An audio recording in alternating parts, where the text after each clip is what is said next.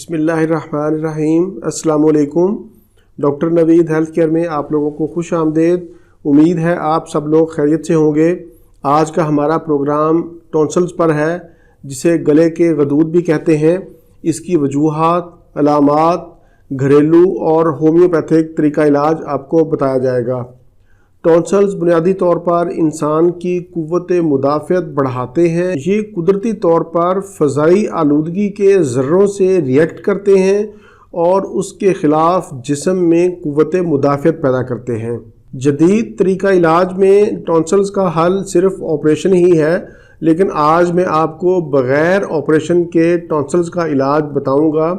سب سے پہلے تو میں علامات بتا دیتا ہوں کہ ٹونسلز کی علامات کون کون سی ہوتی ہیں۔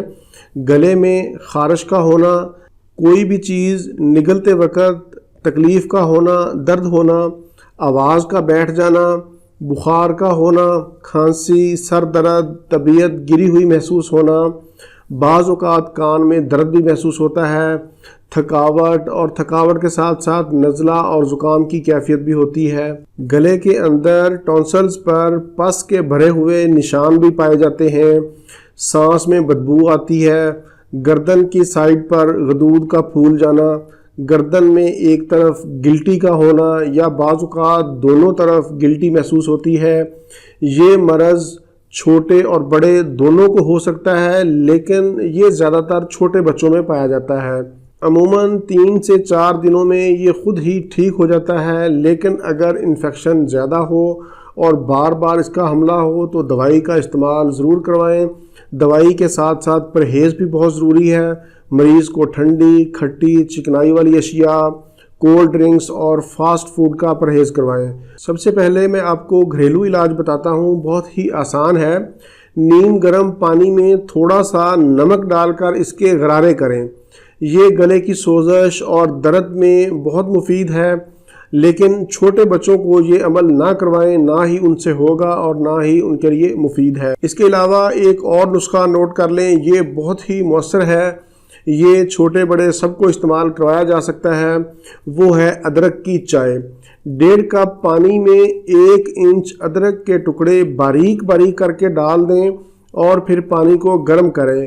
پانی جب 1 کپ رہ جائے تو ادرک کو چھان لیں اور پانی میں 1 چمچ شہد ڈال کر پلا دیں۔ یہ بہت زبردست اور آزمودہ نسخہ ہے۔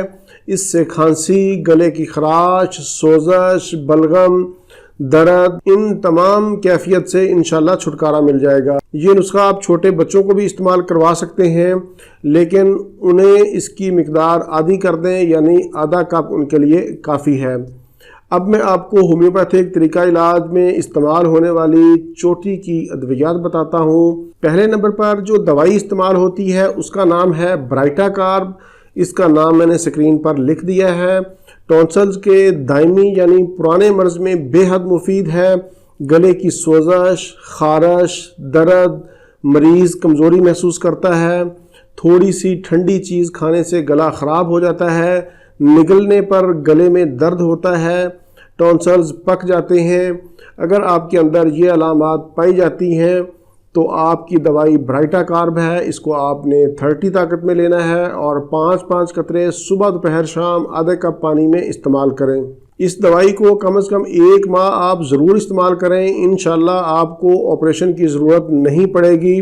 اگر افاقہ نہ ہو تو آپ انہی علامات کے ساتھ یہی دوائی 200 طاقت میں لے لیں اور 5 قطرے صبح 5 قطرے شام استعمال کریں۔ اگر تکلیف زیادہ ہو تو آپ اس کے ساتھ ایک دوائی ہے فائٹولاکا 30، اس کے 5 قطرے 3 ٹائم ساتھ میں ایڈ کر سکتے ہیں، انشاءاللہ شفا یقینی ہوگی۔ اس کا نام میں نے اسکرین پر لکھ دیا ہے تاکہ آپ لوگوں کے لیے سہولت رہے۔ اس کے علاوہ اگر گلے میں بلغم ہے تو پھر آپ کی دوائی ہے ہیپر سلف۔ اس کو آپ نے 30 میں لینا ہے اور اس کے 5 قطرے 3 ٹائم استعمال کریں۔ اگر اس سے افاقہ نہ ہو تو بلغم کی ہی علامت کے ساتھ آپ نے اس کو 200 طاقت میں صبح شام 5 قطرے صبح اور 5 شام استعمال کرنے ہیں۔ اس کے علاوہ بھی بے شمار ادویات ہیں، بیلاڈونا ہے، ایپس ہے، لیکن آپ ان کو ڈاکٹر کے مشورہ سے علامات کے مطابق ہی استعمال کر سکتے ہیں۔